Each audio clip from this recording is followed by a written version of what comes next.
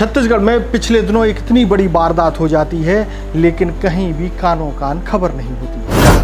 हाथ पैर पूरा बांध दिए थे पीछे पार से, और बाल भी मोड़ दिए, पेशाब भी पिलाए, सिर में भी पेशाब डाल दिए। खबर इसलिए नहीं होती, चर्चा इसलिए नहीं होती क्योंकि इसमें कोई जाति का एंगल नहीं है, इसमें कोई संप्रदाय का एंगल नहीं है। करने के लिए नहीं करते सर, लेकिन समाज में मेरा कहने का मतलब मेरा मुंह काला कर दिया औरत, इसीलिए हम लोग इसका जाके हम लोग मुंह काला कर दिए। लेकिन वारदात इतनी गंदी है, जो सुनने वाला है वो शर्मसार हो जाए। पहले वो उसका बाल को काटते हैं, बाल काटने के बाद इनके बाल का मुंडन करते हैं, बाल मुंडन करने के बाद इनके सिर में मोबिल और डालते हैं, कपड़ा पूरी तरीके से फाड़ दिया जाता है। हालांकि इसके जो वीडियो आए हैं वो बहुत ही गंदे हैं, हम उनको आप तक दिखा नहीं सकते, लेकिन पूरा मामला जरूर बताएंगे। और मैं इस बात को दुर्भाग्य मानता हूं कि अब तक पुलिस प्रशासन की ओर से अपराधी को स्वतंत्र रूप से छोड़ दिया गया है। पूरा मसला क्या है, किस जिले का है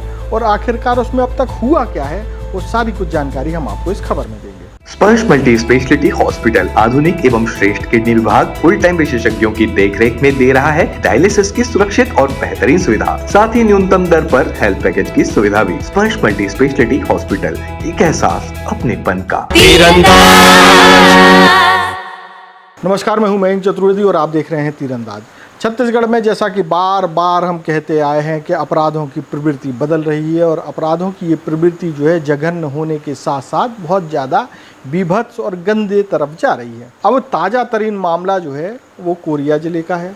कोरिया ज़िले का एक मामला तो अभी चर्चा में है ही कि वहाँ किस तरीके से भारतीय जनता पार्टी के एक नेता की निर्ममता से हत्या कर दी जाती है, उसी पार्टी से जुड़े हुए लोगों द्वारा।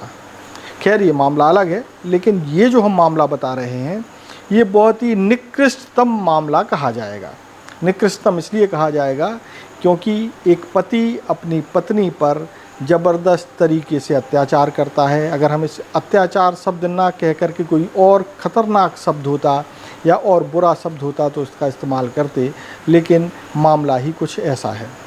मामला यूँ है कि एक शख्स है जिसकी पत्नी का से विवाद होता है, उसके तमाम तरह के आरोप हैं। हम वो जो भी कुछ है हम उनके ज़रिए ही सुनवाते हैं, बस छोटा सा ब्रीफ कर देते हैं। अपनी पत्नी से इस कदर खफा हो जाता है कि वो अपनी पत्नी के शरीर के सारे कपड़े फाड़ देता है, उसको पीटता है, उसके बाल काट देता है, उसका मुंडन कर देता है और इंजन ऑयल से मुंह काला कर देता है।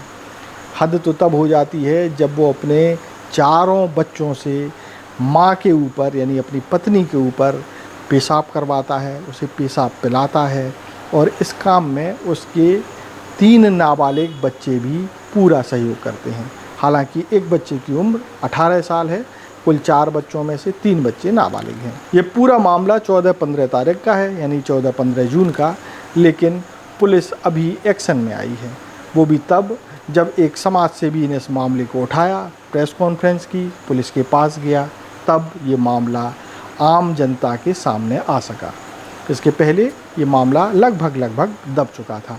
हालांकि इसके वीडियो नहीं दिखाएंगे, लेकिन हम पूरे मामले को सुनवाते हैं कि इस मामले में जो समाज सेवी हैं जिन्होंने शिकायत की थी, उन्होंने पूरे घटनाक्रम के बारे में बताया है, पीड़ित महिला ने भी बताया है। सबसे पहले हम सुनवाते हैं कि जो समाज सेवी हैं तिवारी, उन्होंने इस पूरे मामले को लेकर के क्या बताया, फिर इसके बाद हम पीड़ित की बात भी सुनवाएंगे।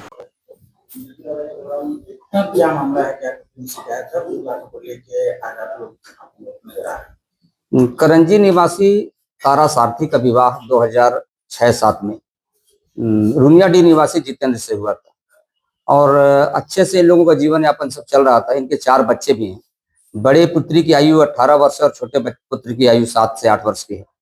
1 वर्षों से पारिवारिक कारणों से इनमें थोड़ी सी मतभेद रही है, जिसके कारण ये लोग अलग अलग रह रहे थे। इसी बीच तारा जाती है अपने एक रिश्तेदार के यहाँ, और किस शंका पर जितेंद्र को कुछ प्रकार का शंका होता है। जितेंद्र सीधे पहुंचते हैं पंडोपारा, कटकोना, और जहां पर जाकर के ताराबाई के साथ इतनी बेरहमी से और इतने निर्मम तरीके से मारपीट करते हैं। पहले वो उसका बाल को काटते हैं, बाल काटने के बाद इनके बाल का मुंडन करते हैं, बाल मुंडन करने के बाद इनके सिर में मोबिल और डालते हैं, कपड़ा पूरी तरीके से फाड़ दिया जाता है। और अंतिम जो घटना रही है जो सामाजिक जीवन को शर्मसार करने वाली घटना है।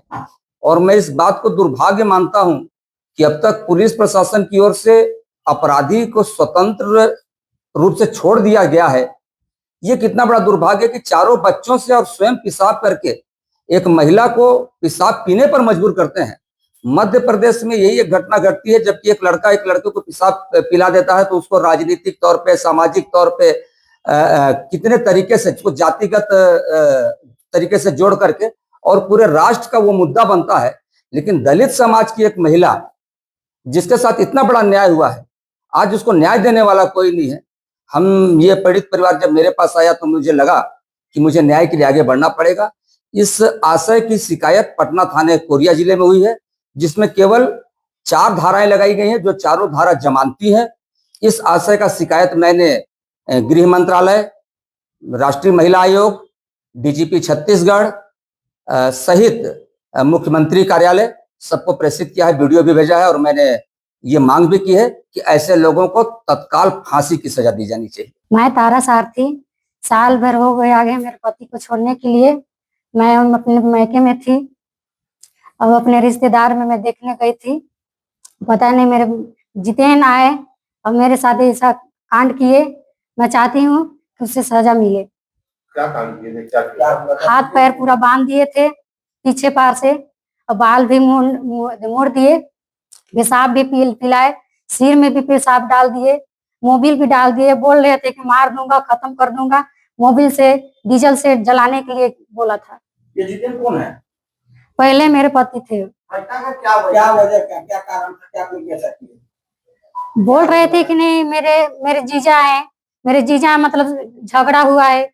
मैं अपने जीजा के यहाँ गई थी और जीजा के यहाँ से मैं रहती थी। बोलते थे कि नहीं कि अपने जीजा को बना लिया है, ऐसे करके मेरे को मार के छोड़ दिए थे।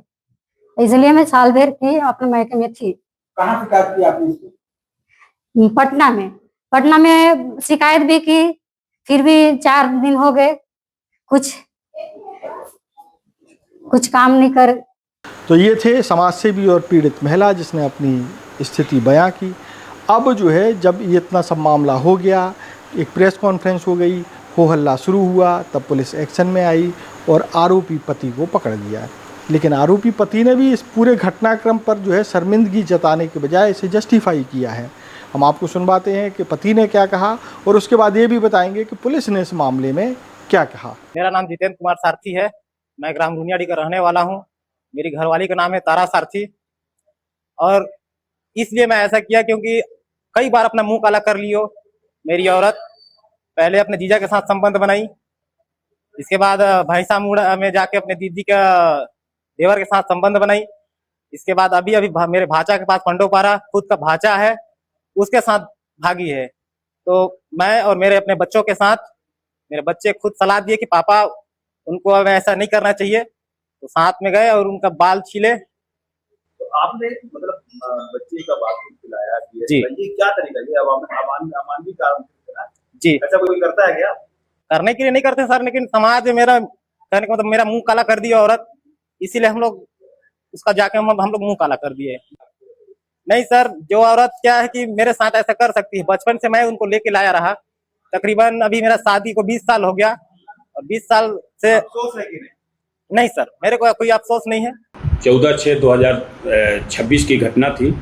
पंडोपारा में जितेन घसिया अपनी पत्नी जो करीब 11 माह से उससे अलग रहती थी और रमेश घसिया के यहाँ रुकी हुई थी पंडोपारा में, जहाँ जाकर वो हाथ पैर बांधकर उसके साथ मारपीट किया था और बाल को छील दिया था तथा पेशाब पिलाने का प्रयास किया था, जिस पर कि पुलिस दिनांक 15/6/2026 को अपराध क्रमांक 167/26 धारा 115(2), 351(2), 296 और 85 के तहत अपराध पंजीबद्ध कर आरोपी तलाश कर रही थी, जो कल दिनांक 18/6/2026 के रात्रि में आरोपी जितेन घसिया को उसके निवास रुनियाडी से गिरफ्तार कर और पृथक से धारा 123 जोड़कर न्यायिक रिमांड पर भेजा जा रहा है। तो ये थी खबर जो कि ज़्यादा कहने से बेहतर ज़्यादा समझने की है। आप देखिए कि छत्तीसगढ़ कहाँ जा रहा है। देश और दुनिया की ताज़ा तरीन खबरों से जुड़े रहने के लिए आप तीरंदाज को सब्सक्राइब करना बिल्कुल ना भूलें। बेल आइकन को जरूर प्रेस कर लीजिएगा और अगर आप हमारे इस वीडियो को हमारे फेसबुक पेज पर देख रहे हैं तो उसे भी फॉलो कर लीजिए। नमस्कार। खुश है तो कोई खुशी मना ले, छोटा बड़ा केक मंगा ले, संगम में मिलता है बढ़िया केक, संगम में मिलता है बढ़िया केक। तीरंदाज।